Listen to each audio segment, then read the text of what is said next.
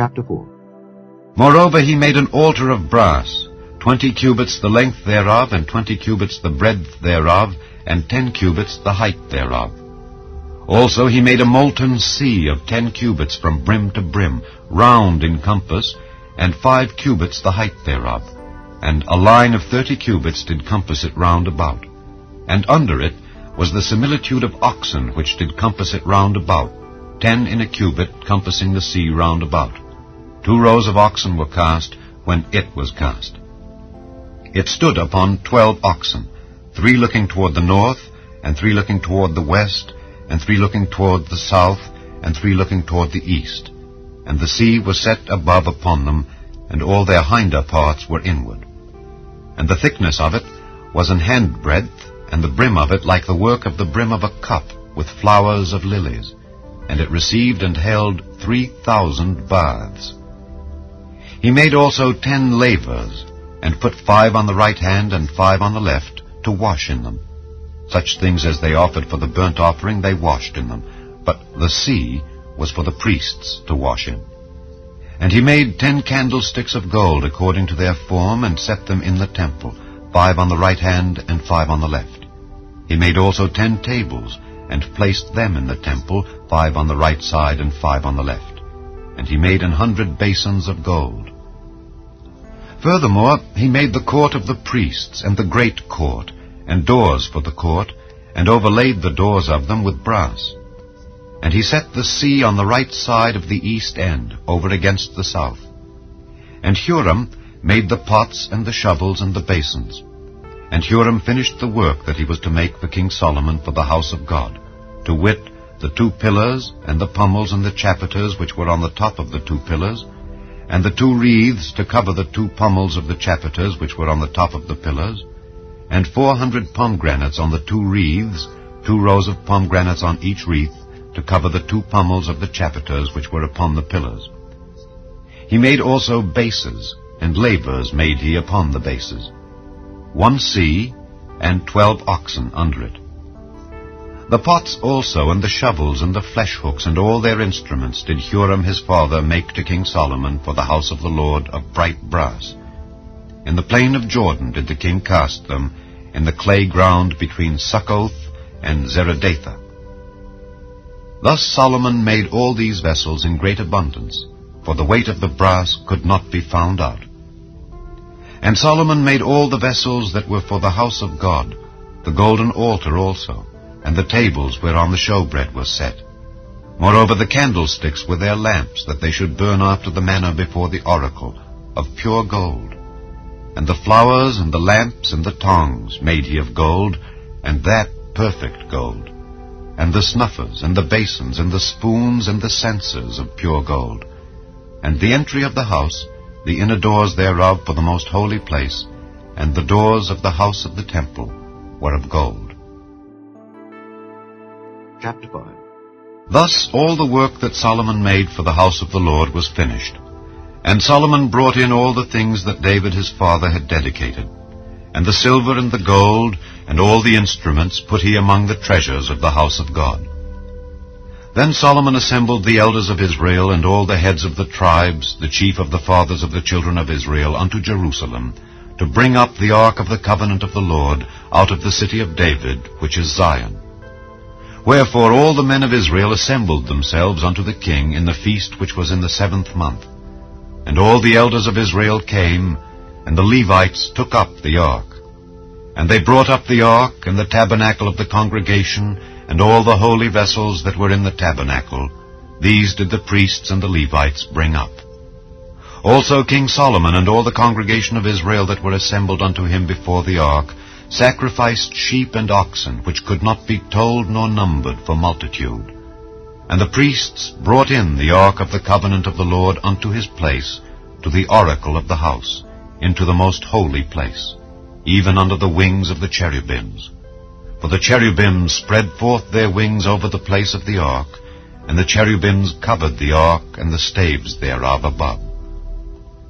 And they drew out the staves of the ark, that the ends of the staves were seen from the ark before the oracle, but they were not seen without. And there it is unto this day. there was nothing in the ark save the 2 tables which Moses put therein at Horeb, when the Lord made a covenant with the children of Israel when they came out of Egypt. And it came to pass, when the priests were come out of the holy place, for all the priests that were present were sanctified, and did not then wait by course. Also the Levites, which were the singers, all of them of Asaph, of Heman, of Jeduthun, with their sons and their brethren, being arrayed in white linen, having cymbals and psalteries and harps, stood at the east end of the altar, and with them 120 priests sounding with trumpets.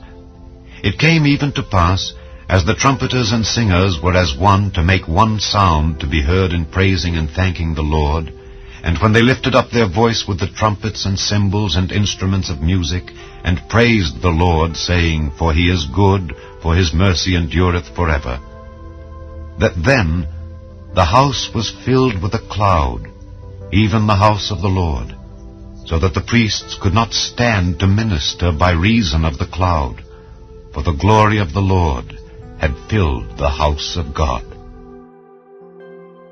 Chapter 6. Then said Solomon, The Lord hath said that he would dwell in the thick darkness, but I have built an house of habitation for thee, and a place for thy dwelling forever. And the king turned his face and blessed the whole congregation of Israel, and all the congregation of Israel stood. And he said, Blessed be the Lord God of Israel, who hath with his hands fulfilled that which he spake with his mouth to my father David, saying, Since the day that I brought forth my people out of the land of Egypt, I chose no city among all the tribes of Israel to build an house in, that my name might be there. Neither chose I any man to be a ruler over my people Israel. But I have chosen Jerusalem, that my name might be there, and have chosen David to be over my people Israel. Now it was in the heart of David my father to build an house for the name of the Lord God of Israel.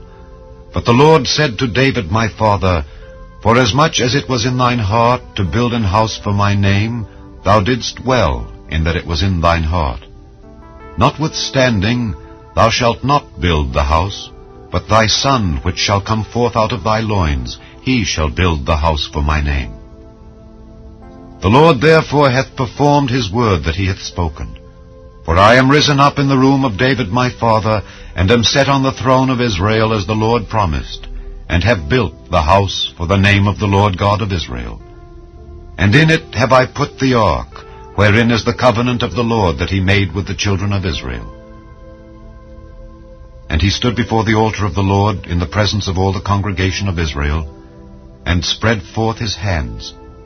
For Solomon had made a brazen scaffold of 5 cubits long, and 5 cubits broad, and 3 cubits high, and had set it in the midst of the court. And upon it he stood, and kneeled down upon his knees before all the congregation of Israel, and spread forth his hands toward heaven, and said, O Lord God of Israel, there is no God like thee in the heaven nor in the earth, which keepest covenant, and showest mercy unto thy servants that walk before thee with all their hearts. Thou which hast kept with thy servant David my father that which thou hast promised him, and spakest with thy mouth, and hast fulfilled it with thine hand, as it is this day. Now therefore, O Lord God of Israel, keep with thy servant David my father that which thou hast promised him, saying, There shall not fail thee a man in my sight to sit upon the throne of Israel, yet so that thy children take heed to their way, to walk in my law as thou hast walked before me. Now then, O Lord God of Israel, let thy word be verified which thou hast spoken unto thy servant David. But will God in very deed dwell with men on the earth? Behold, heaven and the heaven of heavens cannot contain thee. How much less this house which I have built? Have respect therefore to the prayer of thy servant, and to his supplication, O Lord my God, to hearken unto the cry and the prayer which thy servant prayeth before thee, that thine eyes may be open upon this house day and night, upon the place whereof thou hast said that thou wouldest put thy name there, to hearken unto the prayer which thy servant prayeth toward this place. Hearken therefore unto the supplications of thy servant and of thy people Israel, which they shall make toward this place. Hear thou from thy dwelling place, even from heaven, and when thou hearest, forgive. If a man sin against his neighbor, and an oath be laid upon him to make him swear, and the oath come before thine altar in this house, then hear thou from heaven, and do, and judge thy servants, by requiting the wicked, by recompensing his way upon his own head, and by justifying the righteous, by giving him according to his righteousness. And if thy people Israel be put to the worse before the enemy, because they have sinned against thee, and shall return and confess thy name, and pray and make supplication before thee in this house, then hear thou from the heavens, and forgive the sin of thy people Israel, and bring them again unto the land which thou gavest to them and to their fathers. When the heaven is shut up, and there is no rain, because they have sinned against thee, yet if they pray toward this place, and confess thy name, and turn from their sin when thou dost afflict them, then hear thou from heaven, and forgive the sin of thy servants and of thy people Israel, when thou hast taught them the good way wherein they should walk, and send rain upon thy land, which thou hast given unto thy people for an inheritance. If there be dearth in the land, if there be pestilence, if there be blasting or mildew, locusts or caterpillars, if their enemies besiege them in the cities of their land, whatsoever sore or whatsoever sickness there be, then what prayer or what supplication soever shall be made of any man or of all thy people Israel, when every one shall know his own sore and his own grief, and shall spread forth his hands in this house, then hear thou from heaven thy dwelling place, and forgive, and render unto every man according unto all his ways, whose heart thou knowest. For thou only knowest the hearts of the children of men, that they may fear thee, to walk in thy ways, so long as they live in the land which thou gavest unto our fathers. Moreover, concerning the stranger, which is not of thy people Israel, but is come from a far country for thy great name's sake, and thy mighty hand, and thy stretched out arm, if they come and pray in this house, then hear thou from the heavens, even from thy dwelling place, and do according to all that the stranger calleth to thee for, that all people of the earth may know thy name and fear thee, as doth thy people Israel, and may know that this house which I have built is called by thy name. If thy people go out to war against their enemies, by the way that thou shalt send them, and they pray unto thee toward this city which thou hast chosen, and the house which I have built for thy name, then hear thou from the heavens their prayer and their supplication, and maintain their cause. If they sin against thee, for there is no man which sinneth not, and thou be angry with them, and deliver them over before their enemies, and they carry them away captives unto a land far off or near, yet if they bethink themselves in the land whither they are carried captive, and turn and pray unto thee in the land of their captivity, saying, We have sinned, we have done amiss, and have dealt wickedly, if they return to thee with all their heart and with all their soul in the land of their captivity, whither they have carried them captives, and pray toward their land which thou gavest unto their fathers, and toward the city which thou hast chosen, and toward the house which I have built for thy name, then hear thou from the heavens, even from thy dwelling place, their prayer and their supplications, and maintain their cause, and forgive thy people which have sinned against thee.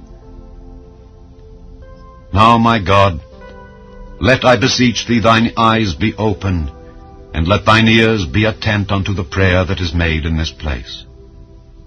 Now therefore arise, O Lord God, into thy resting place, thou and the ark of thy strength. Let thy priests, O Lord God, be clothed with salvation, and let thy saints rejoice in goodness. O Lord God, turn not away the face of thine anointed. Remember the mercies of David thy servant. इतिहास की पुस्तक दूसरा भाग अध्याय 4। फिर उसने पीतल की एक वेदी बनाई। उसकी लंबाई और चौड़ाई 20-20 हाथ की और ऊंचाई 10 हाथ की थी। फिर उसने एक ढाला हुआ हौद बनवाया जो छोर से छोर तक 10 हाथ तक चौड़ा था। उसका आकार गोल था और उसकी ऊंचाई 5 हाथ की थी और उसके चारों ओर का घेर 30 हाथ के नाप का था और उसके तले उसके चारों ओर एक एक हाथ में 10-10 बैलों की प्रतिमाएं बनी थी जो हौद को घेरी थी। जब वह ढाला गया तब ये बैल भी 2 पांति करके ढाले गए और वह 12 बने हुए बैलों पर धरा गया, जिनमें से 3 उत्तर, 3 पश्चिम, 3 दक्षिण और 3 पूर्व की ओर मुंह किए हुए थे। और इनके ऊपर हौद धरा था और उन सबों के पिछले अंग भीतरी भाग में पड़ते थे और हौदे की मोटाई 1 भर की थी और उसका मोहड़ा कटोरे के मोहड़े की नाई सोसने के फूलों के काम से बना था और उसमें 3000 बत भरकर समाता था। फिर उसने धोने के लिए 10 हौदी बनवाकर 5 दाहिनी और 5 बाईं ओर रख दी। उनमें होमबलि की वस्तुएं धोई जाती थी, परंतु याजकों के धोने के लिए बड़ा हौदा था।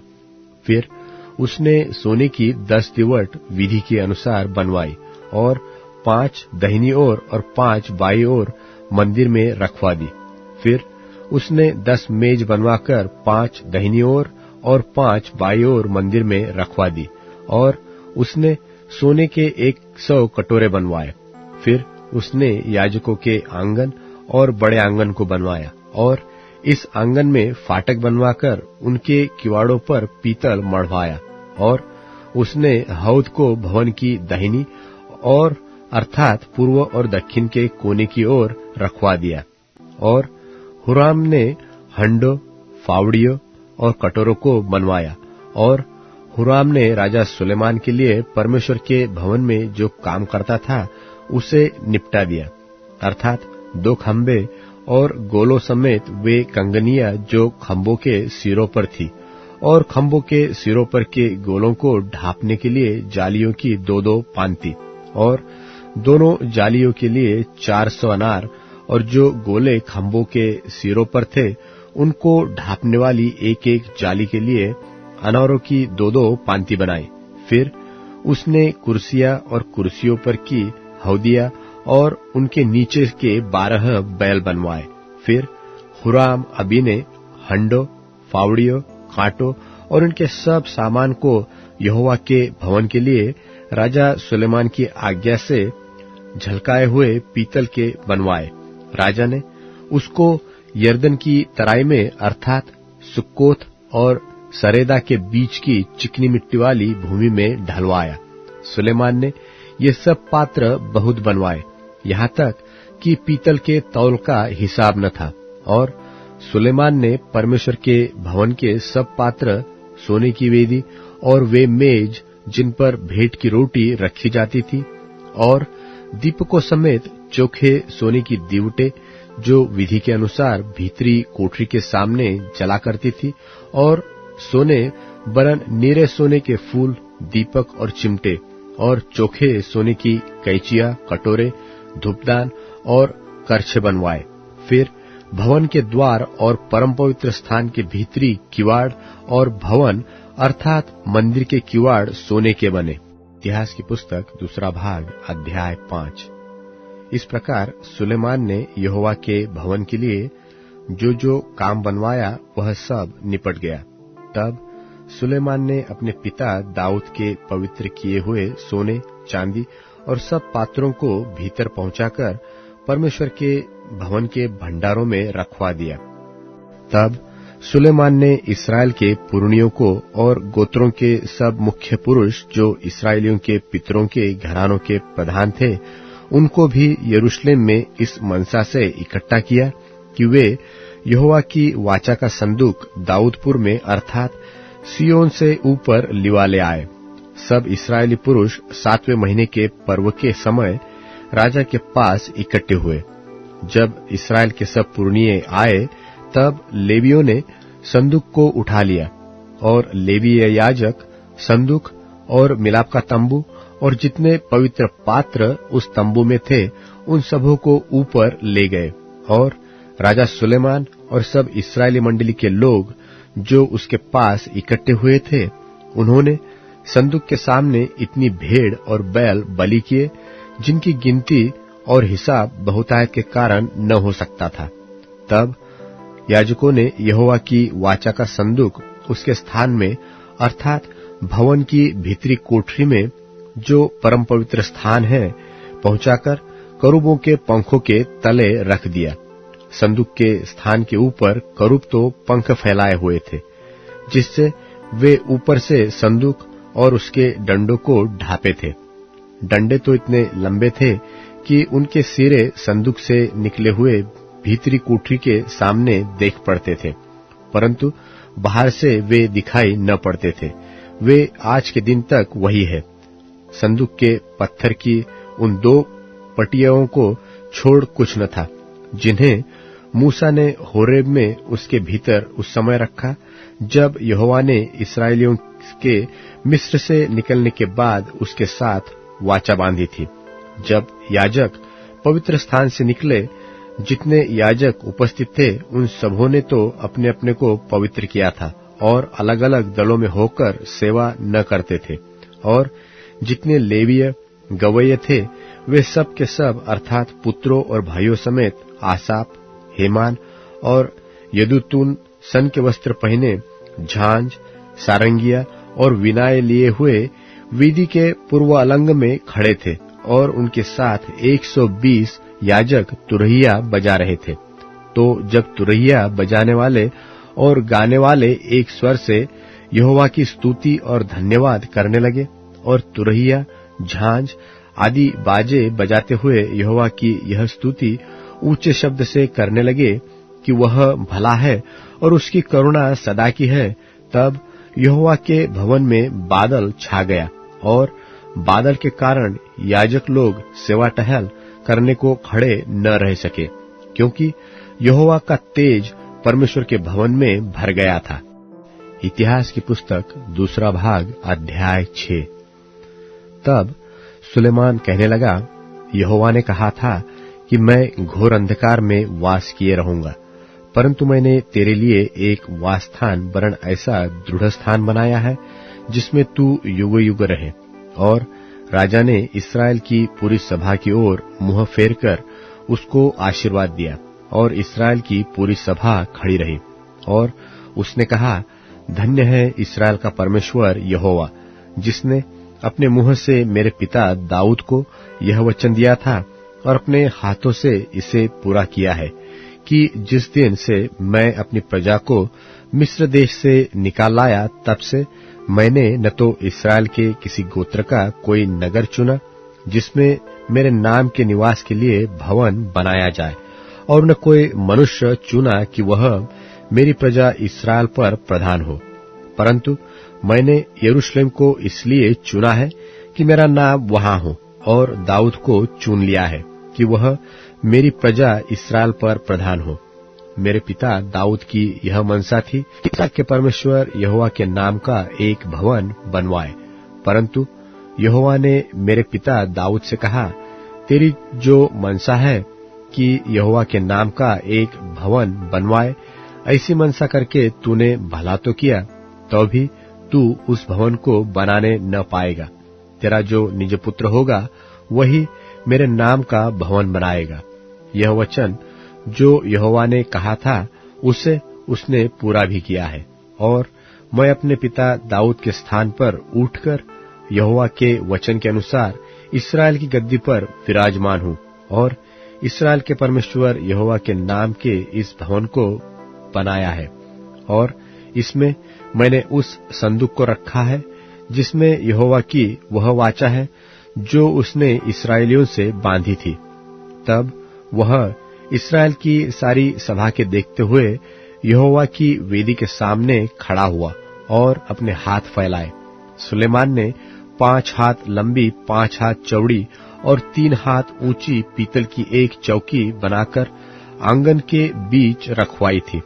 उसी पर खड़े होकर उसने सारे इस्राएल की सभा के सामने घुटने टेक कर स्वर्ग की ओर हाथ फैलाए हुए कहा, हे यहोवा, हे इस्राएल के परमेश्वर, तेरे समान न तो स्वर्ग में और न पृथ्वी पर कोई ईश्वर है।